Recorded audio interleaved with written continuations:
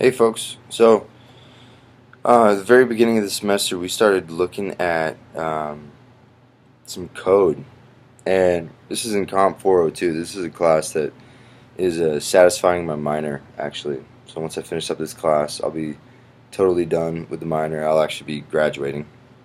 So, yeah, we've been looking at some code, some like HTML type stuff, and it's pretty interesting because I've done this before. I've done the code. I've like started a really basic website, and it's really helpful actually to revisit like the very basics of it, because there's a lot of stuff that you just kind of go through the motions with code and you don't really understand what it's doing.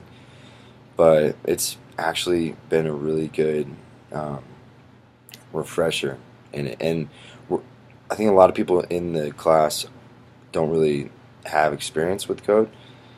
And I've only got a little bit. I don't know much whatsoever, but I definitely have seen this stuff before. And so, you know, it's nice to go at this pace and really figure out what is going on here. Because, yeah, like I said, you can go through the motions and you can just type in what they say to type in and then hope to God it works, and then it works, and it's kind of a satisfying feeling. But it's a better feeling when you know what's going on and when you're actually invested in what you're writing.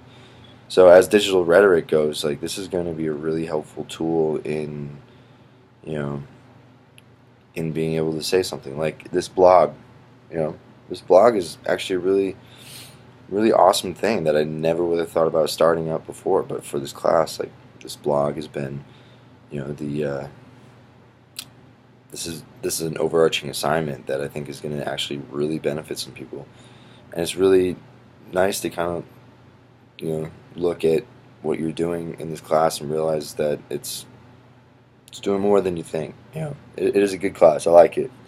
So CO402, I definitely recommend it. I'll attach an image of the code to this blog so you can check out like what we're doing. It's what I'm doing is really basic. I don't particularly enjoy code, but I understand the value in it, and I'm a graphic designer. That's what I'm going to school for. So I can really see the potential, for code and how it kind of sets you apart from the rest of the pack, especially because in the graphic design department, not a whole lot of people know this stuff, and they're not even practicing with it or bothering to learn it.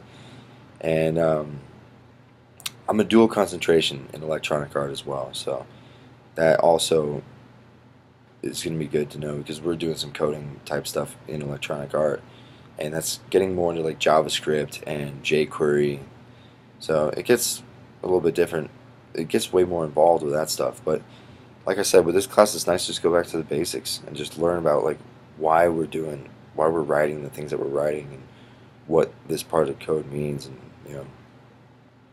I think it's very helpful. So, yeah, all right.